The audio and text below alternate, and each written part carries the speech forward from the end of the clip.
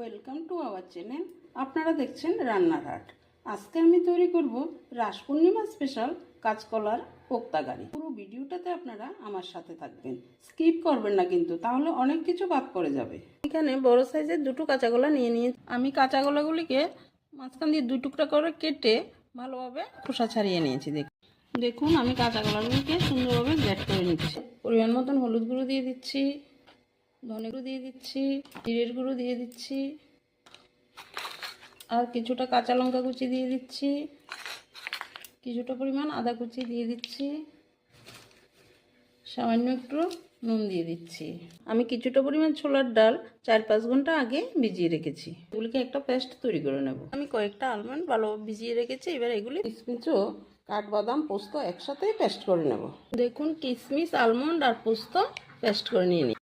এবার এর মধ্যে আমি ছোলার ডালটা পেস্ট করে রেখেছিলাম, ওটা দিয়ে দিচ্ছি। এবার সবগুলি উপকরণ ছোলার ডালের সাথে ভালোভাবে মাখিয়ে নেব। এবার এখান থেকে কিছুটা পরিমাণ মাখা নিয়ে এভাবে হাতে নিয়ে গোল করে কোপ্তার আকারে শেপ দিয়ে দেব। ফ্রাই প্যানটা গরম হয়ে গেল।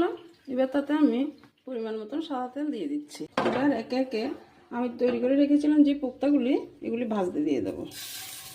ফ্রাই প্যানের প্রায় সবগুলি কোপ্তাই ভাজতে দিয়ে দিচ্ছি। দেখুন কোপ্তাগুলির এক পিঠ ভাজা হয়ে গেছে, অপর পিঠ উল্টিয়ে দিচ্ছি। দেখুন সবগুলি কোপ্তা আমি উল্টিয়ে দিয়েছি। কড়াই গরম হয়ে গেল। এবার তাতে আমি পরিমাণ মতন তেল দিয়ে দিচ্ছি। কেন কিন্তু সরিষার তেলই দিচ্ছি। আমি ফোড়নে শুকনো লঙ্কা, তেজপাতা দিয়ে দিচ্ছি। লঙ্কাটা ভাজা হয়ে গেল। এবার আমি দারচিনি, এলাচ, লবঙ্গ দিয়ে দিচ্ছি, জিরা ফোড়নে দিয়ে দিচ্ছি, আদা পেস্টটা দিয়ে দিচ্ছি। ভালোভাবে কষানো হয়ে গেছে। এবার একটা প্লেটে আমি মরিচ গুঁড়ো, হলুদ গুঁড়ো, ধনে গুঁড়ো, জিরের গুঁড়ো নিয়ে নিয়েছি, আমি দিয়ে দিচ্ছি। কষানো হয়ে গেল। আর আঁচটা করে রেখেছি এটা দিয়ে দিচ্ছি। এবার এটা আবার ভালোভাবে কষিয়ে নেব। মতন নুন দিয়ে দিচ্ছি, যেহেতু এর জন্য কিছুটা কাশ্মীর লঙ্কার গুঁড়ো দিয়ে দিচ্ছি। আমি দিয়ে দিচ্ছি। কড়াই থেকে ছেড়ে আসছে, তেল ছাড়তে শুরু করেছে। এবার জল দিয়ে দিচ্ছি। ফুট আসার জন্য একটা ঢাকা দিয়ে দিচ্ছি। আমি ঢাকাটা উঠিয়ে নিচ্ছি। দেখুন গ্রেভিতে কি সুন্দর ফুট এসে গেছে। এবার আমি আগে থেকে ভেজে রাখা কাঁচকলার কোপ্তাগুলি একে একে দিয়ে দিচ্ছি। এবারে এগুলিকে আমি মিডিয়াম আঁচে দিয়ে নেব। দেখুন নিরামিষ দিনে এভাবে একবার কোপ্তা কারি বানিয়ে গরম গরম ভাত বা রুটি দুটোর সাথেই খেতে পারেন, খুবই ভালো লাগবে। খেয়ে কেমন হয়েছে কমেন্টে আমাকে জানাবেন। দিয়ে দিচ্ছি। আমি গরম মশলা গুঁড়া দিয়ে দিচ্ছি।